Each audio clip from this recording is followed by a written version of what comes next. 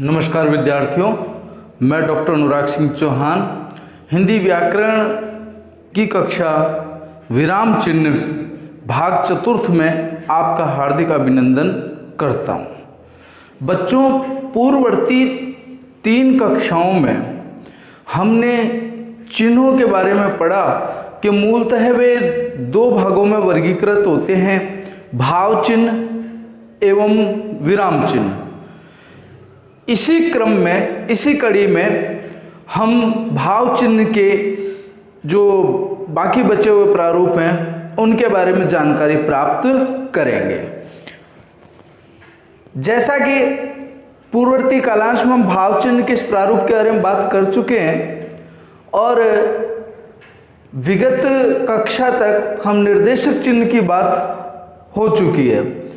आज हम प्रश्न बोधक, जिसका चिन्ह है ये प्रश्नवाचक चिन्ह इस तरीके से, विवरण चिन्ह ये 2 डॉट और 1 डैश, लाघव चिन्ह ये बीच में एक शून्य सा एवं अनुवृत्ति चिन्ह, इनके बारे में हम इस कालांश में जानेंगे कि इनका प्रयोग कैसे किया जाता है और क्या इनकी पहचान है।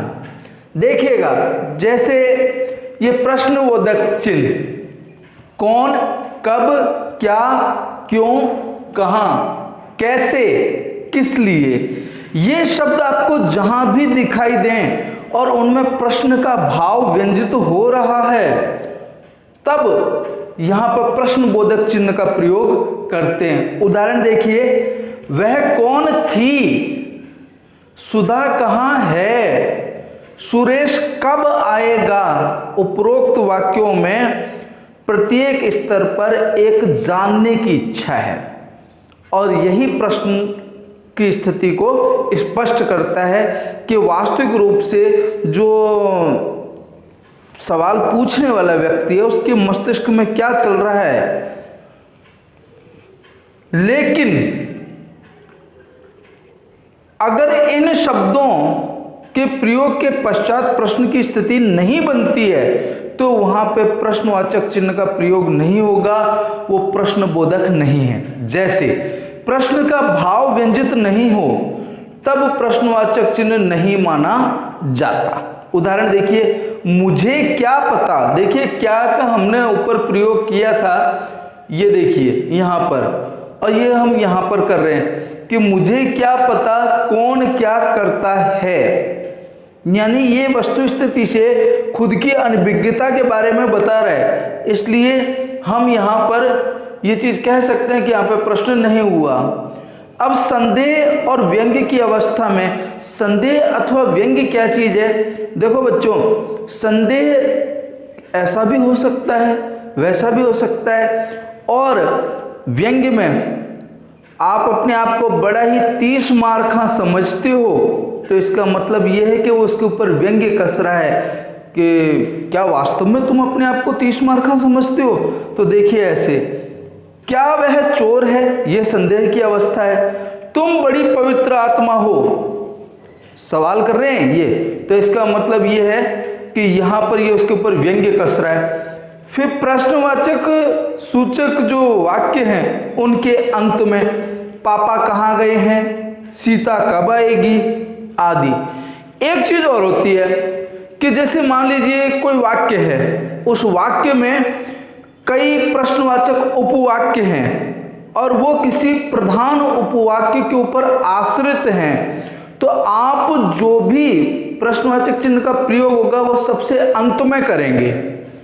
जैसे मान लीजिए हम ये कहते हैं, कौन, कब, कहाँ, क्या करता है, मुझे उससे कोई मतलब नहीं है। मैं उससे प्रत्येक अवस्था में एक प्रश्न करूंगा कि तुम कौन हो। अब ये वाक्य बहुत लंबा है और अंत में जाते जाते वो खुद को एक प्रश्न की अवस्था में ले आता है। तो ऐसी अवस्था में शुरुआत में अल्प विराम का प्रयोग होगा, क्योंकि इसमें कई उपवाक्य हैं जो प्रश्न सूचक हैं और वो एक के ऊपर आश्रित हैं। इसलिए अंतिम स्थिति के अंदर ही जाकर के प्रश्नवाचक चिन्ह का प्रयोग होगा, इस बात का आप ध्यान रखिएगा। अगला जो है वो है विवरण चिन्ह। विवरण चिन्ह 2 डॉट और एक इस प्रकार की डैश कि वाक्य के अंत में इसका प्रयोग कही हुई बात का विवरण प्रस्तुत करने में होता है। इसका जो प्रयोग होता है बच्चों वो वाक्य के अंत में होता है, और जो बात हम कह रहे हैं उस बात को विस्तार देने में, उसका विवरण देने में। जैसे देखिए प्रमुख जीवन मूल्य हैं, यहां पर हमने एक बात कही, उसको स्पष्ट करने के लिए क्या बोल रहे हैं? सत्य, अहिंसा, सम्यक, चरित्र। वाक्य का अंत कहाँ हो गया? प्रमुख जीवन मूल्य हैं पर आकर के अंत हो गया। ये देखिए 2 बिंदु लगा दिए और हमने एक डैश का चिन्ह दे दिया, यानी हमने विवरण चिन्ह दे दिया और फिर इस बात का विवरण प्रस्तुत किया है, सत्य, अहिंसा, सम्यक चरित्र।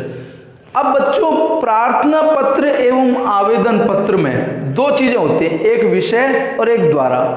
तो विषय के आगे भी इस तरीके की 2 बिंदु और एक डॉट, यानी हम विषय का विवरण दे रहे हैं कि हम किस बारे में बात कर रहे हैं, तथ्यों की जांच के संदर्भ में। और द्वारा में समस्त चिकित्सक वर्ग कि ये प्रार्थना पत्र किसके द्वारा दिया जा रहा है। ऐसी स्थिति में हम इसका विवरण दे रहे हैं कि समस्त चिकित्सक वर्ग के द्वारा दिया जा रहा है। फिर बेटाओं ये जो लाघव चिन्ह है, लाघव चिन्ह से तात्पर्य किसी चीज को छोटा करना।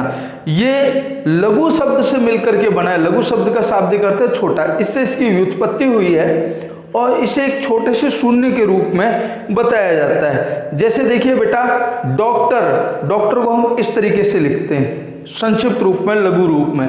पंडित, पंडित को हम इस तरीके से लिखते हैं कि इस पे प लिखा, ऊपर बिंदी लगाई और इधर एक डॉट का चिन्ह लगा दिया शून्य के रूप में।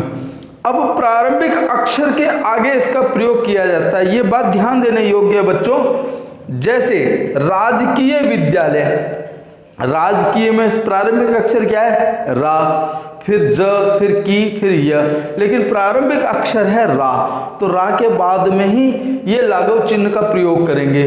विद्यालय में द्यालय को छोड़ दो, सिर्फ वी रखो तो उसके आगे होगा, यानी प्रारंभिक अक्षर के आगे ही लाघव चिन्ह होगा। फिर है बेटा अनुवर्ती चिन्ह। व्याकरण में बहुत सारे बच्चे इस बात को गलत करते हैं कि उनको इसका सही अर्थ नहीं पता कि ये कहाँ प्रयोग किया जाता है।